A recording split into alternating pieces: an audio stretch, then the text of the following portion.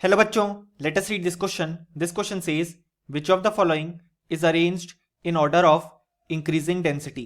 और हमारे ऑप्शंस हैं option A L less than MG less than carbon graphite less than boron, option B boron less than aluminium less than magnesium less than carbon graphite, option C carbon graphite less than aluminium less than boron less than magnesium, option D magnesium less than carbon graphite less than boron less than aluminium.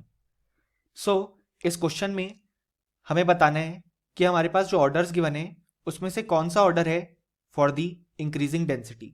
So इस question को solve करने के लिए हमें जो की concept required है वो है concept of density and its trend in periodic table.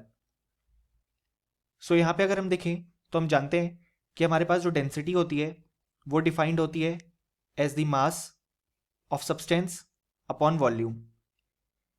So यहाँ पे अगर हम देखें जब हम लेफ्ट टू राइट मूव करते हैं इन द पेरियोडिक टेबल तो यहाँ पे हमारे पास जो डेंसिटी है वो इंक्रीज करती है. ऐसा इसलिए क्योंकि लेफ्ट टू राइट मूव करने पे हम जानते हैं कि हमारे पास जो मास है वो इंक्रीज करता है, लेकिन लेफ्ट टू राइट मूव करने पे जो सिग्निफिकेंट फैक्टर कंट्रीब्यूट करता है डेंसिटी को इंक्रीज कराने में वो होता है वॉल्यूम. क्योंकि हम जानते हैं कि जब हम लेफ्ट टू राइट मूव करते हैं तो हमारे पास जो जेड इफेक्टिव है वो इंक्रीज करता है, यानी कि इफेक्टिव न्यूक्लियर चार्ज इंक्रीज करता है, यानी कि न्यूक्लियस का attraction towards outer most electron increase होता है. इसी कारण से जो एटॉमिक रेडियस है वो हमारे पास डिक्रीज करता है. अब एटॉमिक रेडियस डिक्रीज होगा सो वॉल्यूम भी ऑटोमेटिकली डिक्रीज होगा, क्योंकि वॉल्यूम जो है वो रेडियस के क्यूब के प्रोपोर्शनल होता है. इसी कारण से यहाँ पे वॉल्यूम डिक्रीज होगा सो हमारे पास जो डेंसिटी है वो भी इंक्रीज होगी. और यहाँ पे मास वाला फैक्टर भी कंट्रीब्यूट कर रहा है कि मास भी इंक्रीज होगा सो इसके कारण भी डेंसिटी इंक्रीज होगी. अब अगर हम यहाँ पे देखें डाउन द ग्रुप, सो अगर हम बात करें डाउन द ग्रुप मूव करने पे, तो डाउन द ग्रुप जब हम मूव करते हैं तो हमारे पास उस समय भी डेंसिटी जो है वो इंक्रीज करती है. अब इस ट्रेंड को अगर हमें समझना है तो हम देख सकते हैं कि जब हम डाउन द ग्रुप मूव कर रहे हैं तो हमारे पास जो मास वाला फैक्टर है वो तो इंक्रीज ही होगा, यानी कि जो मास वाला फैक्टर है वो डेंसिटी को इंक्रीज कराने में कंट्रीब्यूट करेगा. अब यहाँ पे जब हम डाउन द ग्रुप मूव करते हैं तो जो नंबर ऑफ शेल्स हैं वो हम जानते हैं इंक्रीज करते हैं. इसी कारण से जो एटॉमिक रेडियस है वो भी इंक्रीज करता है.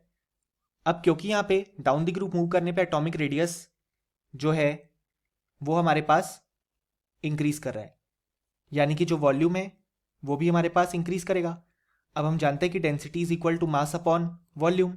सो यहाँ पे वॉल्यूम इंक्रीज कर रहा है तो डेंसिटी डिक्रीज करनी चाहिए, लेकिन यहाँ पे ऊपर जो मास वाला फैक्टर है वो तो इंक्रीज कर रहा है, क्योंकि जब हम डाउन द ग्रुप मूव करते हैं तो मास तो इंक्रीज ही होगा. सो यहाँ पे जब हम डाउन द ग्रुप मूव करते हैं तो जो ये मास वाला फैक्टर है वो यहाँ पे डोमिनेट कर जाता है एज कंपेयर टू वॉल्यूम. इसी कारण से जो डेंसिटी है वो हमारे पास अगर हम नेट रिजल्ट देखें तो वो इंक्रीज करती है.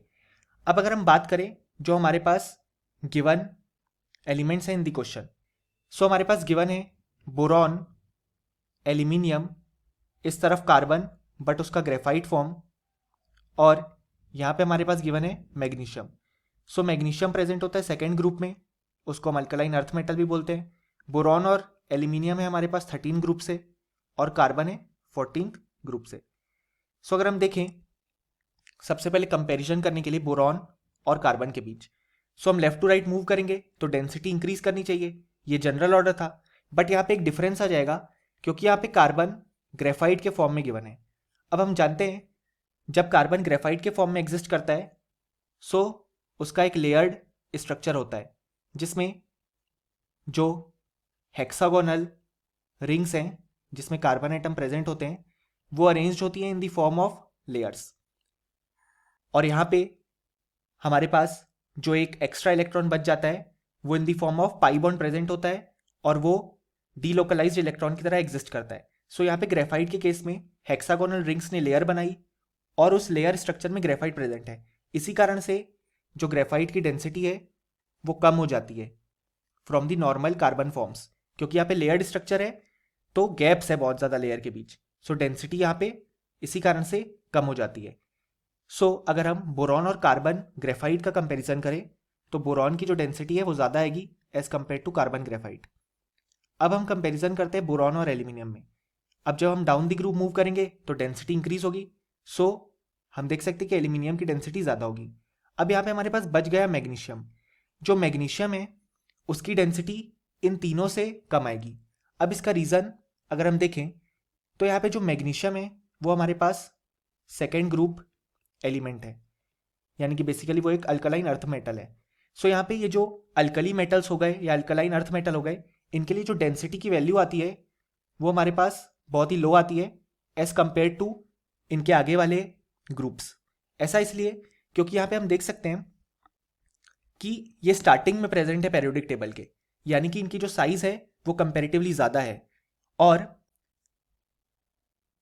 इस कारण से इनकी जो डेंसिटी हो जाती है वो लो हो जाती है, क्योंकि हम जानते हैं density is equal to mass upon volume. Mass है इनके पास, वो चीज़ करेक्ट है, लेकिन जो वॉल्यूम वाला फैक्टर है वो यहाँ पे कुछ एक्स्ट्रा डोमिनेट कर जाता है, इसी कारण से जो डेंसिटी है वो इनके लिए लो आती है as compare to subsequent groups. So इसलिए जो डेंसिटी का ऑर्डर आ जाएगा हमारे पास वो हो जाएगा सबसे ज़्यादा फॉर द एल्यूमिनियम, उससे कम बोरॉन, उससे कम कार्बन ग्रेफाइट, और इसका रीज़न अभी हमने देखा, और सबसे कम हो जाएगा मैग्नीशियम के लिए।